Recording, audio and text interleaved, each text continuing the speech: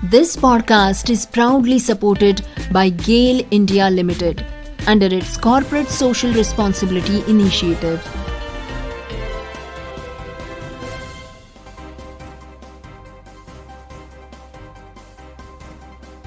दोस्तों नमस्कार, आप इस वक्त सुन रहे हैं programme community colours only on radio Udaan a flight of life. मेरा नाम है आरजे गौरी। दोस्तों प्रोग्राम कम्युनिटी कलर्स के तहत हम मिलकर सुनते हैं डिसेबिलिटी जगत से जुड़ी तमाम लेटेस्ट खबरें, तमाम लेटेस्ट अपडेट्स, साथ ही साथ जॉब अलर्ट्स और कई ऐसे प्रोग्राम्स के बारे में जो सीधे फोकस्ड होते हैं डिसेबिलिटी सेक्टर पर। दोस्तों आपका प्यार कम्युनिटी कलर्स और रेडियो उड़ान को मिलता रहता है।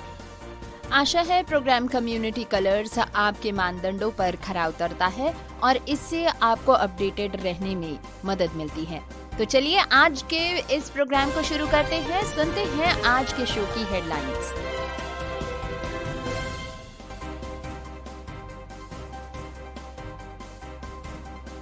त्रिपुरा सरकार ने हाईकोर्ट को 2 महीनों में दिव्यांग आयुक्त नियुक्त करने का आश्वासन दिया। एक ही दिव्यांगता प्रमाण पत्र से अलग अलग नतीजे, यूपीएससी बनाम उत्तर प्रदेश सरकार और सुप्रीम कोर्ट का फैसला।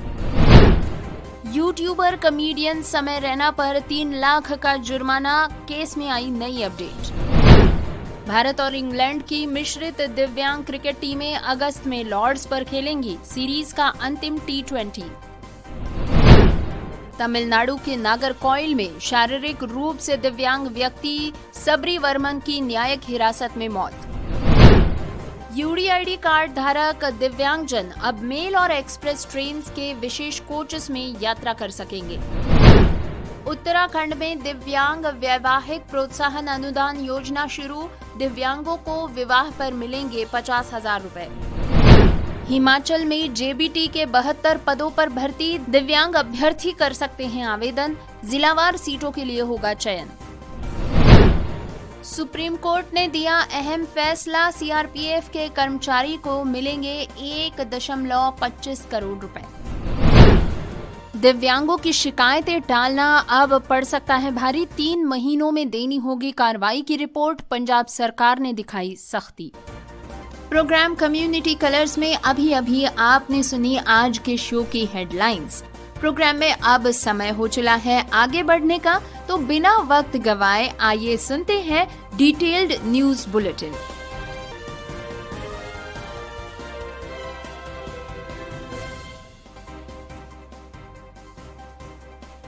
दोस्तों खबर सुनते हैं त्रिपुरा से। त्रिपुरा की राजधानी अगरतला से खबर है कि राज्य सरकार ने उच्च न्यायालय को स्पष्ट समय सीमा दी है।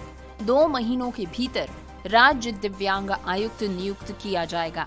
ये आश्वासन उस दबाव के बाद आया है जो लंबे समय से इस नेतृत्व रिक्ति को भरने के लिए बनाया जा रहा था।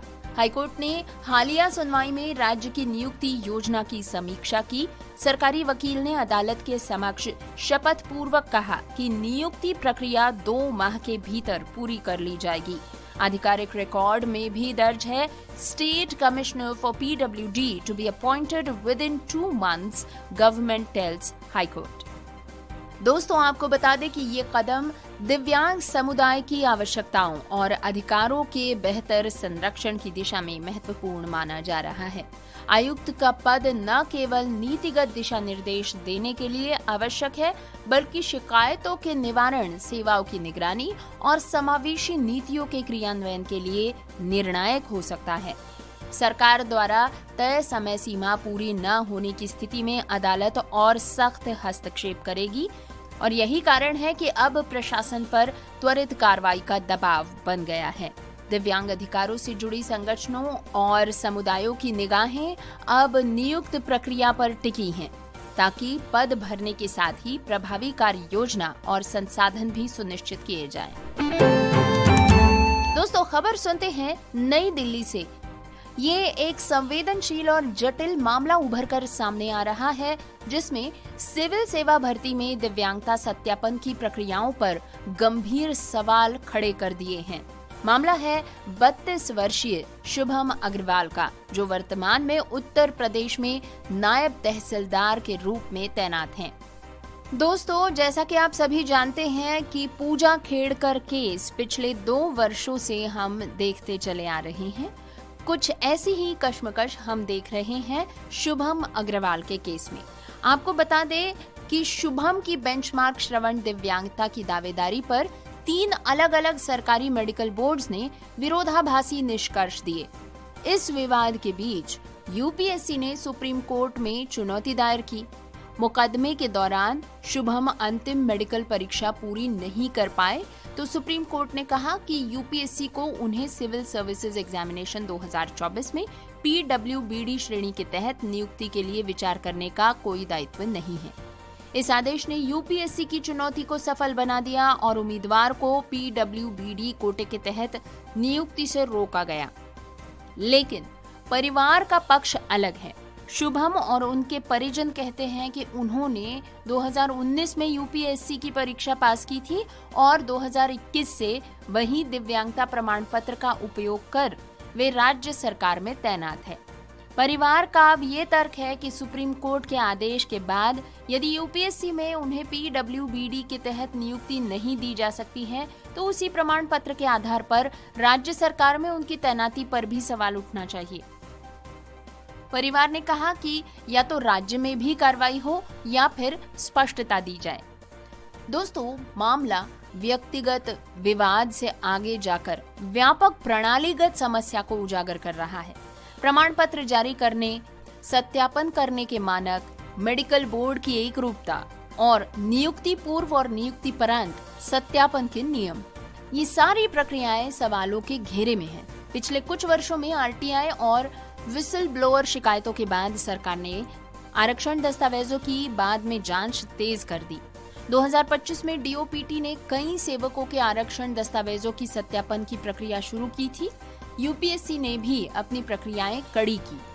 आयोग ने इस वर्ष एआई आधारित डुप्लीकेशन जांच कर कई आवेदकों के आवेदन अस्वीकार भी किए और सत्यापन प्रक्रियाओं में तकनीक का इस्तेमाल बढ़ाया गया है। दोस्तों, जरूरत है मेडिकल बोर्ड्स के मानक और प्रक्रियाओं की एकरूपता की, ताकि अलग अलग बोर्ड्स के विरोधाभासी निष्कर्षों से भ्रम पैदा न हो। प्रमाण पत्र जारी करने के नियम और बाद में सत्यापन के मानदंड स्पष्ट और पारदर्शी होने चाहिए। नियुक्ति पूर्व और नियुक्ति परांत दोनों ही स्तरों पर तेज, निष्पक्ष और जवाबदेह तंत्र मौजूद हो, ताकि योग्य उम्मीदवारों का अधिकार और सार्वजनिक विश्वास दोनों सुरक्षित रहे। दोस्तों, ये मामला याद दिला रहा है कि दिव्यांगता आधारित आरक्षण और नियुक्ति प्रक्रियाएं केवल कागजों पर नहीं टिक पाती। वे भरोसेमंद, न्याय संगत और मानकीकृत सत्यापन तंत्र पर निर्भर करती हैं। जब ये तंत्र कमजोर होगा तो न केवल व्यक्तिगत करियर प्रभावित होंगे, बल्कि सार्वजनिक संस्थाओं की विश्वसनीयता भी दांव पर लगेगी।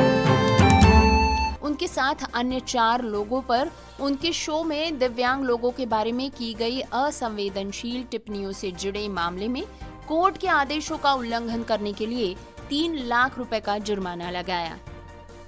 दोस्तों, दरअसल chief justice of India CJI Suryakant sir और जस्टिस जय माल्या बागची और वी मोहना की बेंच ने ये ऑर्डर तब पास किया जब उन्हें पता चला कि रैना ने अपने शो में किसी भी दिव्यांग को बुलाया ही नहीं, जो कोर्ट के पहले दिए गए निर्देशों में से एक था। कोर्ट ने आदेश दिया कि हमारे पास ये मानने का कारण है कि समय रैना ने कोर्ट को बेवकूफ बनाया है और इस कोर्ट के आदेशों का खुलेआम उल्लंघन किया है। ये गलत काम और भी बढ़ जाता है, क्योंकि जब कुछ भी रिकॉर्ड में नहीं है तो एफिडेविट फाइल किया जाता है। इसलिए हम 3 लाख रुपए का जुर्माना लगाते हैं, जो 2 हफ्तों के अंदर जमा करना होगा। दोस्तों, आपको बता दें कि इस समय court cure SMA India foundation की एक पिटीशन पर सुनवाई कर रहा था, जिसमें समय रैना पर स्पाइनल मस्कुलर एट्रोफी के इलाज के ज्यादा खर्च पर बेरुखी भरी बातों का आरोप लगाया गया। रैना पर यह भी आरोप है कि उन्होंने ऐसी डिसेबिलिटी वाले एक व्यक्ति का मजाक उड़ाया। ये पिटीशन दिव्यांग लोगों के जीवन और सम्मान के अधिकार का उल्लंघन करने वाले ऐसे ऑनलाइन कंटेंट के ब्रॉडकास्ट के रेगुलेशन की मांग करते हुए फाइल की गई थी।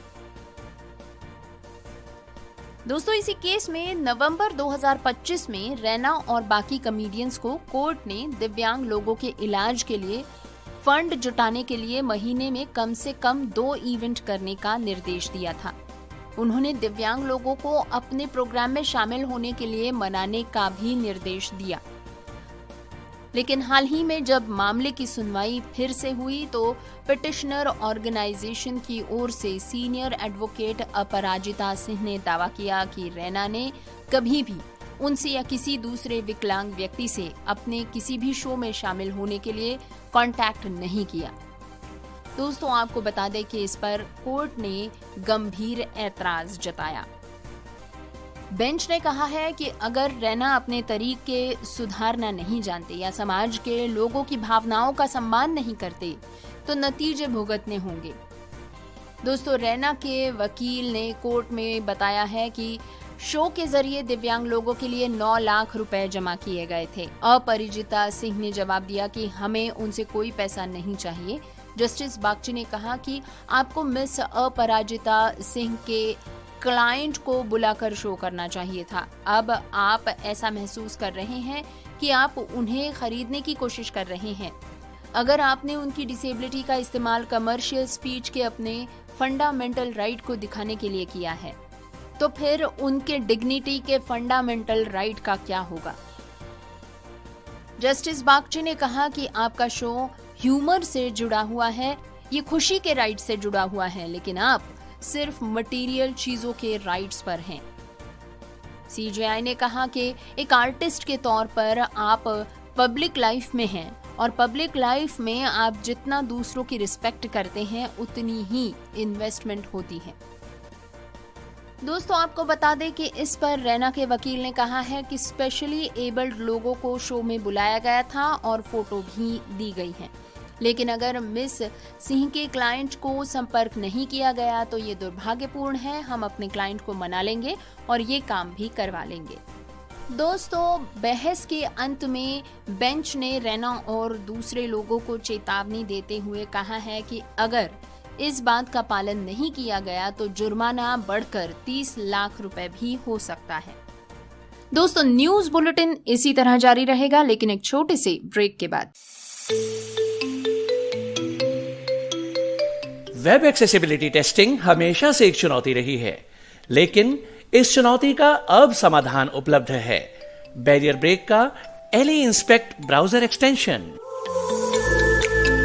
फिर चाहे आप कोड की लाइन ढूंढने में स्ट्रगल कर रहे हों, स्क्रीनशॉट्स ले लेकर थक गए हों या फिर बुकमार्कलेट्स में उलझे हों, इन सभी समस्याओं का एक ही समाधान, बैरियर ब्रेक का एली इंस्पेक्ट ब्राउजर एक्सटेंशन, जो समस्याओं का समाधान करता है, गलतियों की तलाश करता है और वेब एक्सेसिबिलिटी टेस्टिंग को बनाता है और भी आसान।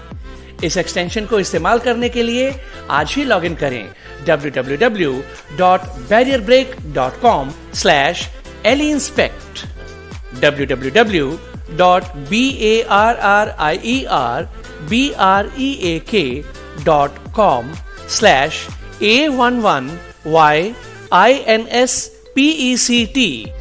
ये एक्सटेंशन क्रोम और एज जैसे मेजर ब्राउजर्स के लिए उपलब्ध है। बैरियर ब्रेक का Ally Inspect browser extension, web accessibility testing का उत्कृष्ट समाधान। फ्रेंड्स सबको चाहिए, कंपेनियनशिप की जरूरत सबको होती है और सबको चाहिए अपने मनपसंद का लाइफ पार्टनर। लेकिन पर्सन्स विद डिसेबिलिटीज के लिए ये इतना आसान नहीं होता। एक तो सोशल स्टिग्मा और ऊपर से ज्यादातर एप्स इनएक्सेसिबल।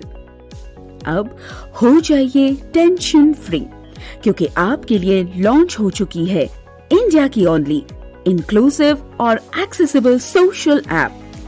जी हाँ, बड़ी अप नेटवर्क ऐप, जहां आप बना सकते हैं फ्रेंड्स, ढूंढ सकते हैं कंपेनियन और पा सकते हैं अपना लाइफ पार्टनर भी। तो आज ही डाउनलोड कीजिए बड़ी अप नेटवर्क ऐप और बढ़ाए एक कदम दोस्ती की ओर। Available in Hindi and English. ज्यादा जानकारी के लिए आप ईमेल कर सकते हैं admin@buddyup.network पर। बडी अप नेटवर्क, अब दोस्त ढूंढने की छुट्टी। CSRL सुपर 30 अब IIT का सपना सिर्फ सपना नहीं रहेगा। बहुत से पर्सन्स विद डिसेबिलिटीज IIT में पढ़ना चाहते हैं, लेकिन एक्सेसिबल स्टडी मटेरियल्स, सही मेंटोरिंग और एक्सपर्ट गाइडेंस न मिलने के कारण ये सपना अधूरा रह जाता है। अब आपके इस सपने को पूरा करेगा CSRL super 30 residential mentorship programme. अगर आप एक डिसेबल्ड स्टूडेंट हैं और free mentoring, experience faculty, residential facility और बेहतरीन गाइडेंस चाहते हैं, तो आज ही जुड़िए CSRL सुपर 30 से और अपने सपने को साकार कीजिए। सिर्फ 30 सीट्स अवेलेबल हैं। देर ना करें, आज ही रजिस्टर करें। कॉल कीजिए 7428582416 पर या फिर ईमेल कीजिए shivam.sharma@csrl.in पर। अब IIT का सपना सिर्फ सपना नहीं रहेगा। बहुत से पर्सन्स विद डिसेबिलिटीज IIT में पढ़ना चाहते हैं, लेकिन एक्सेसिबल स्टडी मटेरियल, सही मेंटरिंग और एक्सपर्ट गाइडेंस ना मिलने के कारण ये सपना अधूरा रह जाता है। अब आपके सपने को पूरा करेगा CSRL super 30 residential mentorship programme. अगर आप एक डिसेबल्ड स्टूडेंट हैं और free mentoring, experienced faculty, residential facility और बेहतरीन गाइडेंस चाहते हैं, तो आज ही जुड़े CSRL सुपर 30 से और अपने सपने को साकार कीजिए। सिर्फ 30 सीट्स अवेलेबल हैं, देर ना करें, आज ही रजिस्टर करें। कॉल 7428582416। ईमेल करें shivam.sharma@csrl.in। मिलिए रखेचा फिनसर्व की फाउंडर और शक्ति मेघा रखेचा से, जिनका मानना है कि अक्सर लिमिटेशंस आंखों से नहीं सोच से बनती हैं और इसी सोच की वजह से कई लोग, खासकर जो ब्लाइंड या विजुअली इम्पेयर्ड हैं, उन्हें फाइनेंशियल सर्विसेज से दूर रखा गया है। सबसे ज्यादा मुश्किल होता है हेल्थ इंश्योरेंस और टर्म इंश्योरेंस लेना। जहां प्रोटेक्शन सबसे जरूरी है, वहीं एक्सेस सबसे कम दिया गया है। लेकिन अब नहीं, रखेचा फिनसर्व के साथ हम सिर्फ पॉलिसीज नहीं देते, हम देते हैं समझ, रिस्पेक्ट और इक्वल अपॉर्चुनिटी। हम इंश्योर करते हैं कि आपको मिले सही health insurance, reliable term insurance और पूरी फाइनेंशियल सिक्योरिटी बिना किसी बायस के, क्योंकि हम मानते हैं आपका हक किसी से कम नहीं। तो इंतजार क्यों, आज ही जुड़िए रखेचा फिनसर्व के साथ। Call or WhatsApp 9711154808 to get insured. Rakecha FinServ, financial planning for everyone without barrier. Break के बाद आप सभी का स्वागत है। न्यूज बुलेटिन जारी है, बढ़ते हैं अगली खबर की ओर।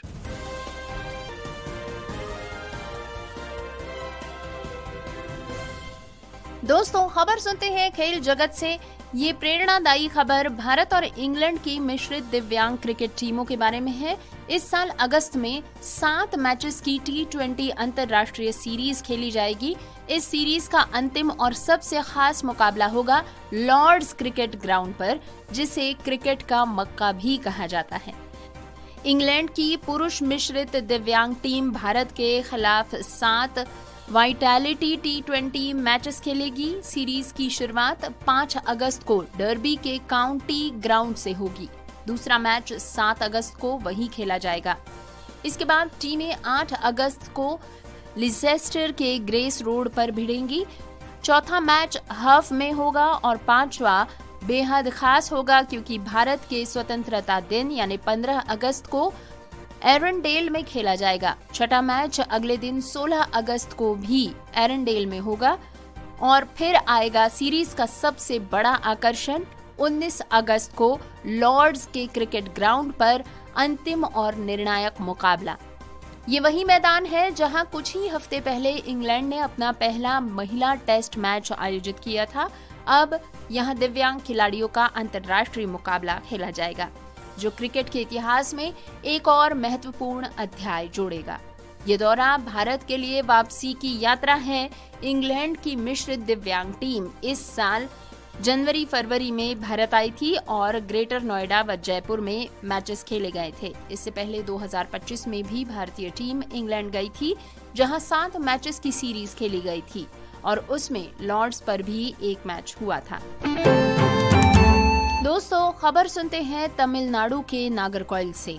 इस दर्दनाक खबर के तहत सबरी वर्मन नामक एक शारीरिक रूप से दिव्यांग व्यक्ति, जिसे गुटखा बेचने के आरोप में गिरफ्तार किया गया था, इसे न्यायिक हिरासत में मृत पाया गया।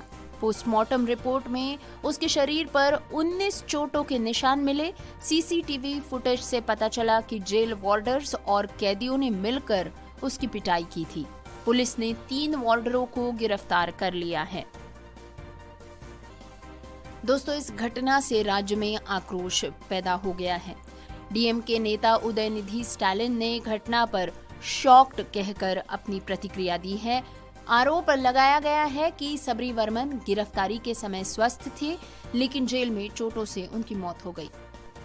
उन्होंने मुख्यमंत्री विजय से जवाब मांगा है और आरोप लगाया है कि पुलिस का रवैया आम आदमी और सत्ताधारी दल के कार्यकर्ताओं के लिए अलग अलग है।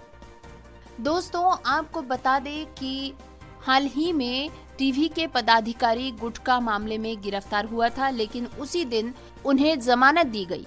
मुख्यमंत्री विजय ने अब जवाब मांगा है कि पुलिस का रवैया इस तरह पक्षधारी कैसे हो सकता है। तमिलनाडु में कस्टोडियल डेथ की भी घटनाएं हाल ही में चिंता का विषय बनी हुई हैं।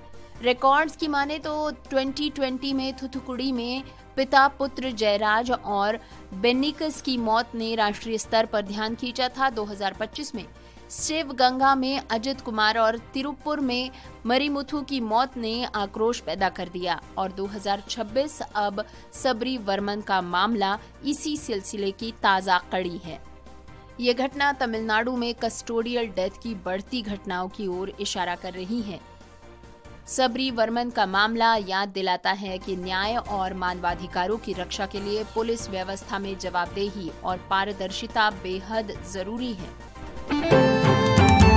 दोस्तों, खबर सुनते हैं भारतीय रेल की तरफ से। भारतीय रेल ने दिव्यांग यात्रियों के लिए ये महत्वपूर्ण घोषणा की है कि अब जिन दिव्यांगजनों के पास वैध यूडीआईडी कार्ड यानी कि यूनिक डिसेबिलिटी आईडी कार्ड है, वे मेल और एक्सप्रेस ट्रेन के अनारक्षित दिव्यांग कोचेस में यात्रा कर सकेंगे। रेल मंत्रालय ने स्पष्ट किया कि यूडीआईडी कार्ड धारक या वे लोग जिन्हें किराए में रियायत मिलती है, उन्हें इन कोचेस में वैध यात्री माना जाएगा। इनमें एसएलआरडी यानी कि second class luggage cum brake van with दिव्यांगजन कंपार्टमेंट में और एलएसएलआरडी यानी कि luggage cum second class brake van with दिव्यांगजन कंपार्टमेंट शामिल है।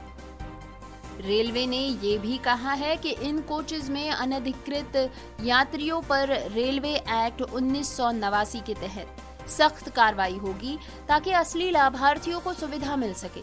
सभी जोनल रेलवेज को इन दिशा निर्देशों को प्रभावी रूप से लागू करने के निर्देश दिए गए हैं। यूडीआईडी कार्ड, जिसे के e ticketing photo ID card भी कहा जाता है, दिव्यांग जनों को यात्रा में रियायत दिलाने का अधिकार देता है। ये कार्ड वैध दिव्यांगता प्रमाण पत्र के आधार पर जारी किया जाता है और इसके लिए आवेदन या नवीनीकरण रेलवे और केंद्र सरकार के पोर्टल पर किया जा सकता है। ये कदम दिव्यांग यात्रियों के लिए यात्रा को अधिक सुलभ और सुरक्षित बनाने की दिशा में बड़ा बदलाव है। दोस्तों, खबर सुनते हैं उत्तराखंड के देहरादून से। दिव्यांगजनों को आर्थिक संबल देने के लिए व उनके सम्मानजनक वैवाहिक जीवन को प्रोत्साहित करने के लिए समाज कल्याण विभाग की दिव्यांग वैवाहिक प्रोत्साहन अनुदान योजना का लाभ अब जिले में मिलना शुरू हो गया है। योजना के तहत पात्र दिव्यांग दंपतियों को 50,000 रुपए की प्रोत्साहन राशि प्रदान की जाती है। जिलाधिकारी डॉक्टर आशीष चौहान ने योजना के अंतर्गत बुधवार को पहली सहायता राशि स्वीकृत कर दी। योजना के तहत शंकरपुर हुकमतपुर निवासी अमजद को 50,000 रुपए की प्रोत्साहन धनराशि स्वीकृत की गई। अधिकारियों के अनुसार ये सहायता दिव्यांगजनों को आर्थिक सहयोग देने के साथ उनके वैवाहिक जीवन को प्रोत्साहित करने की दिशा में महत्वपूर्ण पहल है। जिला समाज कल्याण अधिकारी दीपांकर घिल्डियाल ने कहा कि योजना का लाभ ऐसे दंपतियों को मिलेगा जिनका विवाह निर्धारित अवधि के भीतर हुआ हो तथा जिन मामलों में पति पत्नी दोनों दिव्यांग हो या दोनों में से कोई एक दिव्यांग हो। पात्र आवेदक निर्धारित प्रपत्र के साथ आवश्यक अभिलेख संलग्न करे और संबंधित विकास खंड कार्यालय में सहायक समाज कल्याण अधिकारी के माध्यम से आवेदन कर सकती है। दोस्तों, सुनते हैं हिमाचल जेबीटी वैकेंसी 2026 के बारे में। हिमाचल प्रदेश में दिव्यांग श्रेणी के लिए जेबीटी के 72 पदों पर भर्ती निकाली गई है। इच्छुक अभ्यर्थी 22 अगस्त तक आवेदन कर सकते हैं। भर्ती के लिए टीईटी और जेबीटी डीएलएड योग्यता अनिवार्य है। स्कूल शिक्षा निदेशालय ने विशेष रूप से दिव्यांग श्रेणी के अभ्यर्थियों के लिए एक महत्वपूर्ण अवसर की घोषणा की है।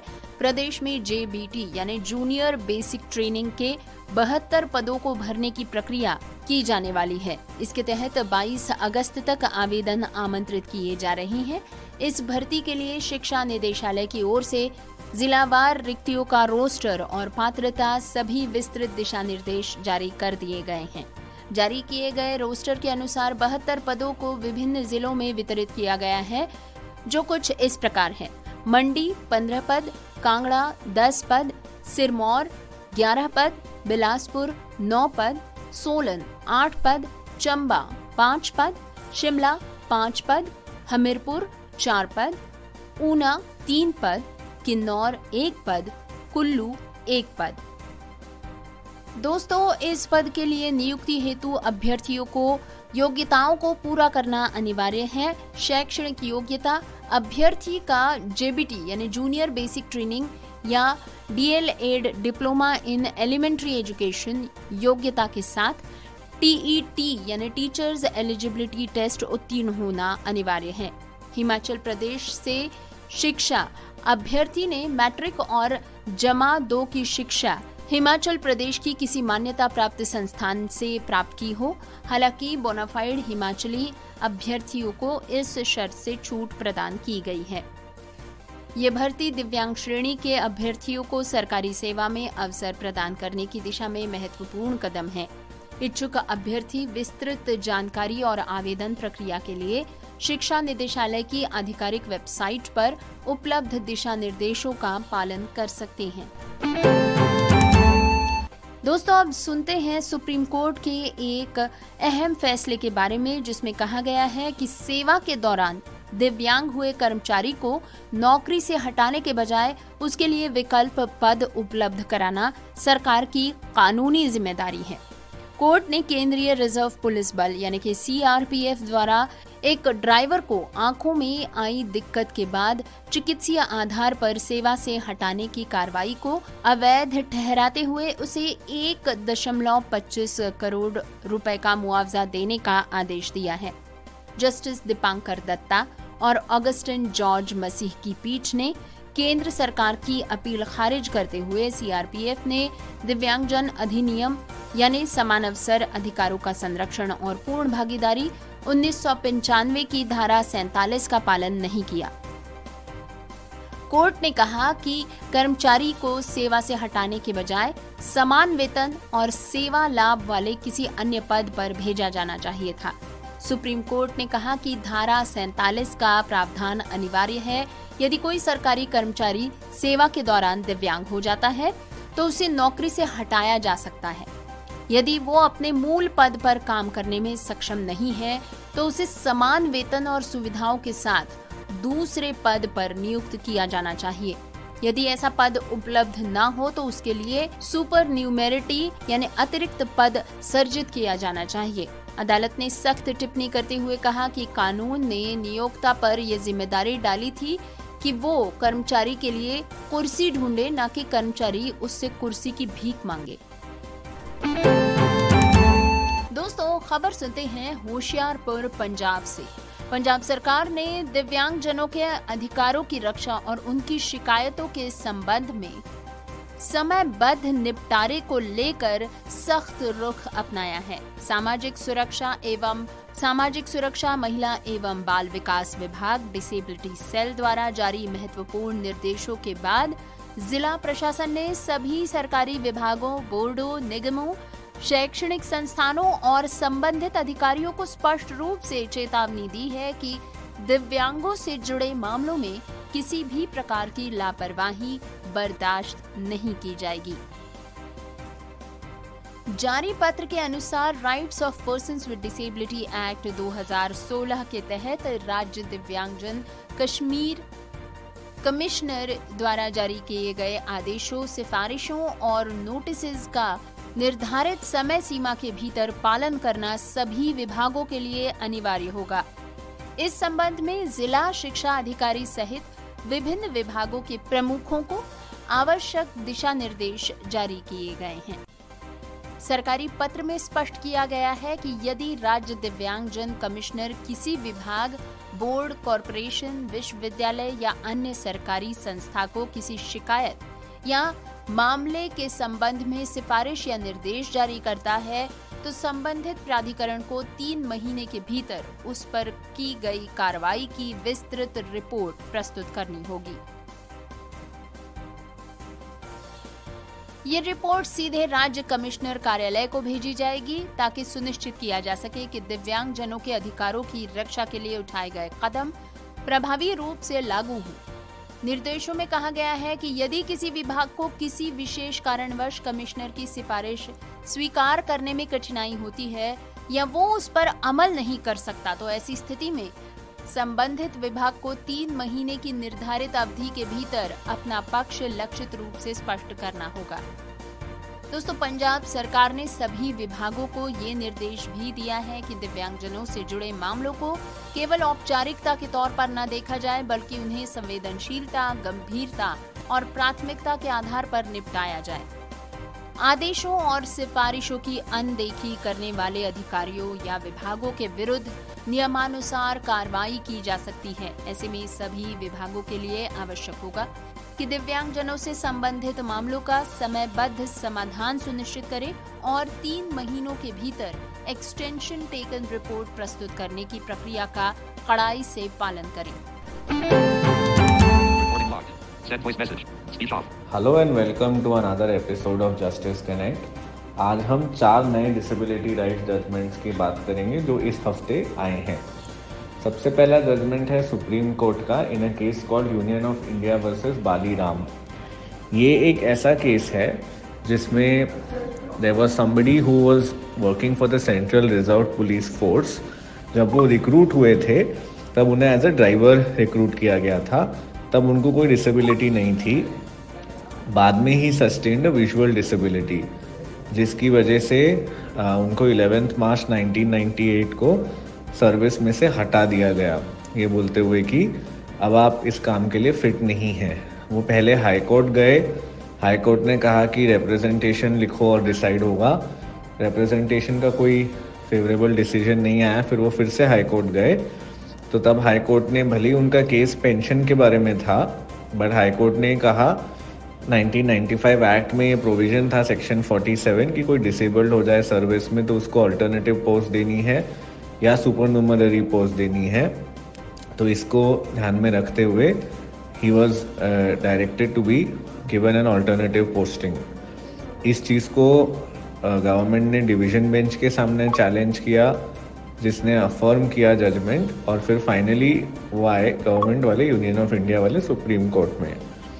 So for 30 years the case went on and supreme court ने इस पर भी बहुत आपत्ति जताई है कि एक डिसेबल्ड इंसान को अपने लॉफुल एंटाइटलमेंट से आप लोग 30 years तक लड़ते रहे कि नहीं देंगे, ये बोलते हुए ultimately when the case came before the supreme court, the argument of the union of India was that number 1, this person, there was no way in which he could be given any service because his disability had come in, therefore he could not be accommodated elsewhere.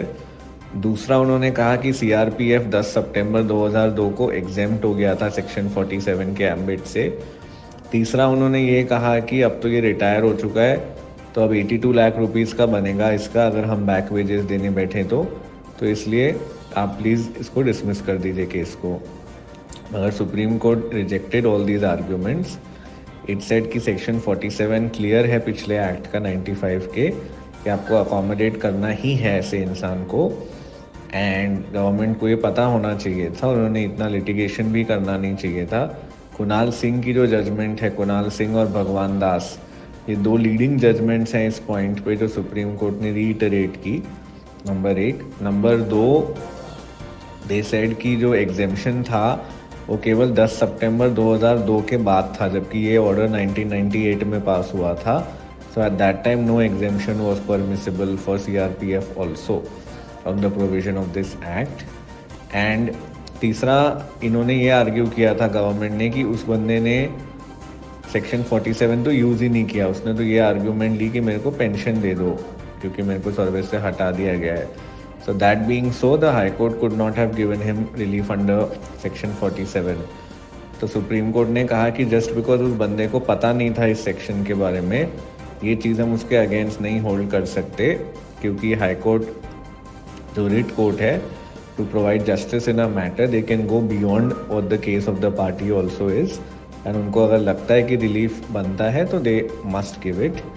तो उन्होंने कहा कि high court ने कुछ गलत नहीं किया और उन्होंने 1,25,00,000 रुपीज़ बोला उस बंदे का अल्टीमेटली जो कॉम्पनसेशन अमाउंट बनता है। आप कल्पना करिए, 1,25,00,000 रुपीज़ देने को कहा एंड लीगल सर्विस अथॉरिटी को बोला कि इनको हेल्प करो कि कहाँ एफडी वगैरह में डालना है।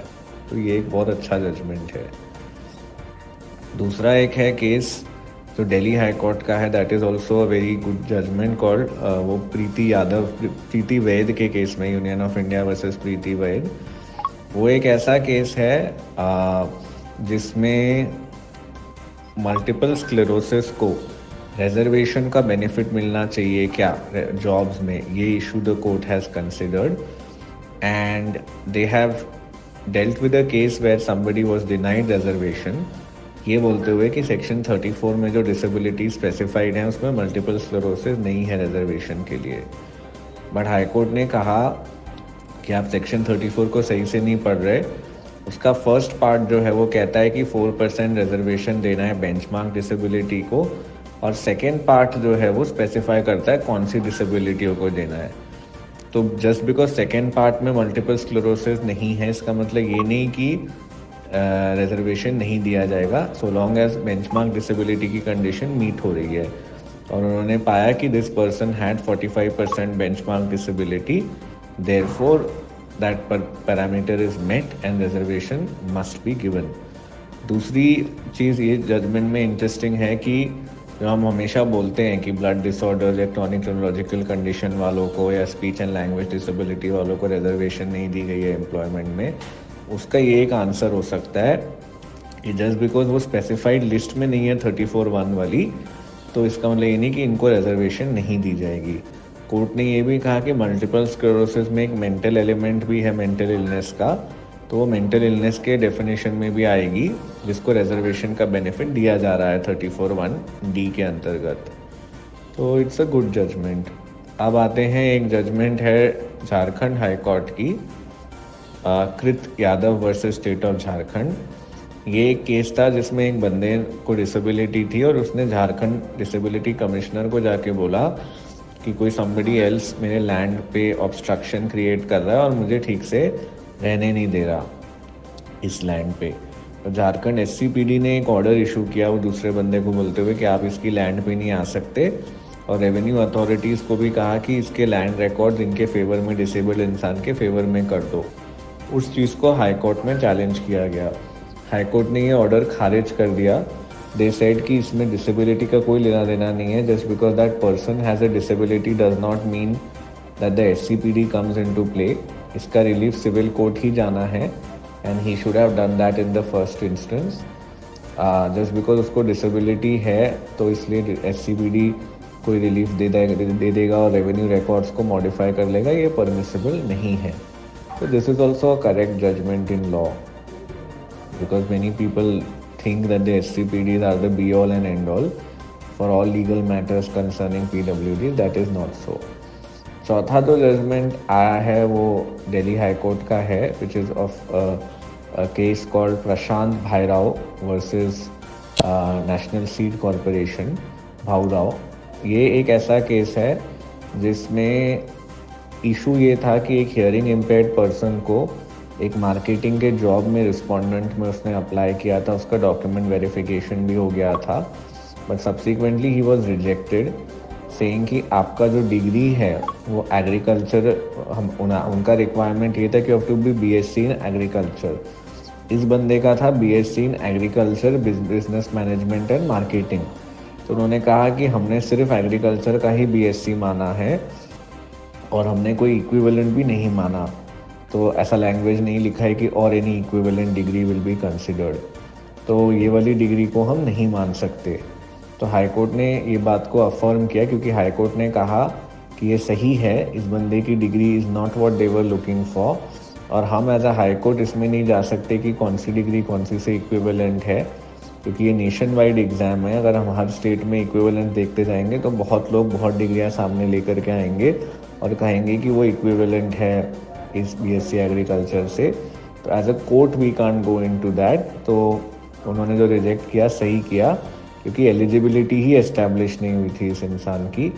डॉक्यूमेंट वेरिफिकेशन वगैरह हो चुका था, बट एलिजिबिलिटी अगर गलत है तो रोका जा सकता है कैंडिडेचर देने से। तो ये बोला है हाई कोर्ट ने। Thank you very much.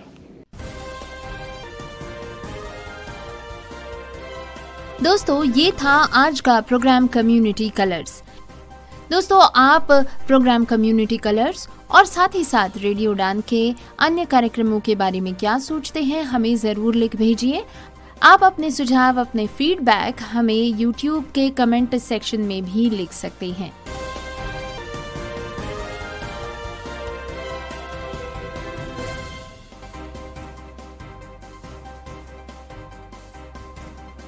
Tripura सरकार ने हाईकोर्ट को 2 महीनों में दिव्यांग आयुक्त नियुक्त करने का आश्वासन दिया।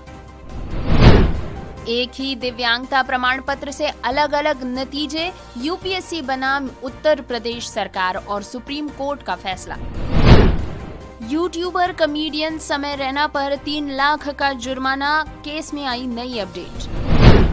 भारत और इंग्लैंड की मिश्रित दिव्यांग क्रिकेट टीमें अगस्त में लॉर्ड्स पर खेलेंगी सीरीज का अंतिम T20।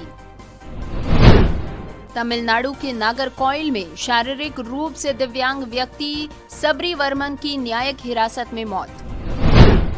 यूडीआईडी कार्ड धारक दिव्यांगजन अब मेल और एक्सप्रेस ट्रेन के विशेष कोचेस में यात्रा कर सकेंगे। उत्तराखंड में दिव्यांग वैवाहिक प्रोत्साहन अनुदान योजना शुरू, दिव्यांगों को विवाह पर मिलेंगे 50,000 रुपए। हिमाचल में जेबीटी के 72 पदों पर भर्ती, दिव्यांग अभ्यर्थी कर सकते हैं आवेदन, जिलावार सीटों के लिए होगा चयन। सुप्रीम कोर्ट ने दिया अहम फैसला, सीआरपीएफ के कर्मचारी को मिलेंगे 1.25 करोड़ रुपए। दिव्यांगों की शिकायतें टालना अब पड़ सकता है भारी, 3 महीनों में देनी होगी कार्रवाई की रिपोर्ट,